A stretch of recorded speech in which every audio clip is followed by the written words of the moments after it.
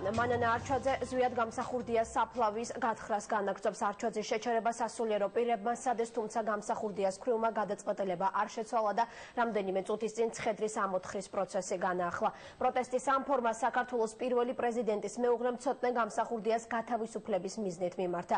ნინო შურღაია მუშაობს მთაწმინდის პანთეონში. ნინო, რა ხდება ამ წუთებში ზვიად გამსახურდიას საფლავთან?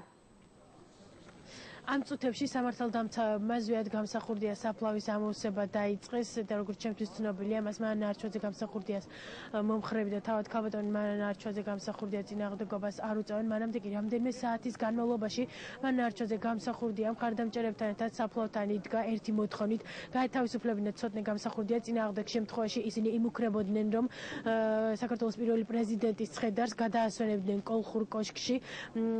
განსაკუთრებულ აგრესიას მანანა არჩვაძე გამსახურდია და მისი მომხრეები იჩენდნენ ჩვენს მიმართ, ჟურნალისტების მიმართ. ისინი გვაყენებდნენ სიტყვიერ შეურაცხყოფას და ყველანაირად ცდილობდნენ, რომ ხელი შეეშალათ კამერებისთვის მიმდინარე მოვლენები დაეფიქსირებინათ. გადი მოუსვი შენი რაღაც ყუთით. შენი ყუთით მოუსვი აქედან. გითხარი ქართულ ენაზე.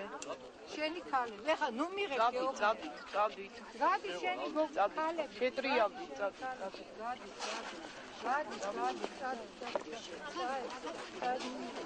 რატო გვაგდეს ქალბატონი? იმიტომ რომ შენ ეს ადგილი არ გიკუთვნის და მიდი ახლა დადიქით და იქ გადავიხე. გადაიგეკუთვნით ხოლოს? დიახ. ეს პანთეონია, მარტო ერთი ადამიანის საფლავი. ერთი ადამიანის საფლავთან დგავარ მე და შენ სადაც კიდე იქ დადიქი.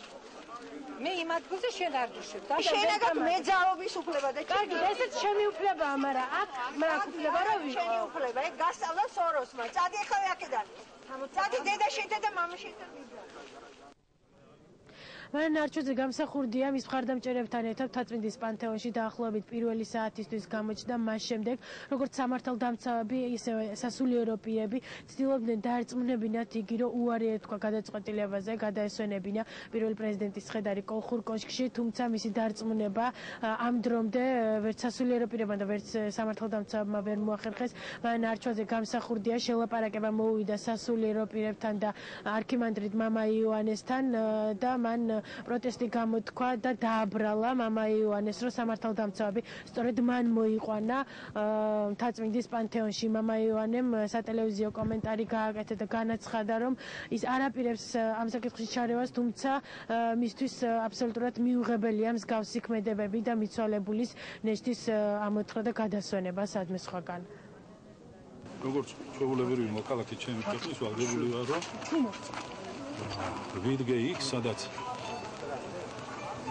სწორად უნდა შეხედო მოცემულ საკითხს და პირადი ამბიციებითა და პირადი ინტერესებით და პირადი სურვილებით არ უნდა გადაწყვიტოს საქმე.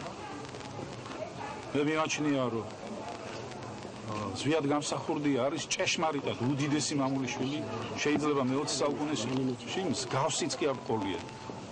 რადგან მან გაიარა ურთულესი ცხოვრება კომუნისტური რეჟიმის.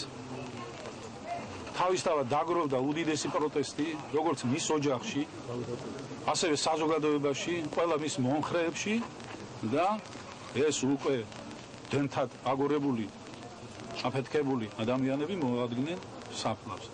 სამწუხაროა, სიმართლე მათშიც არის, ამ ადამიანებში არის სიმართლე, მაგრამ ეს სიმართლე როცა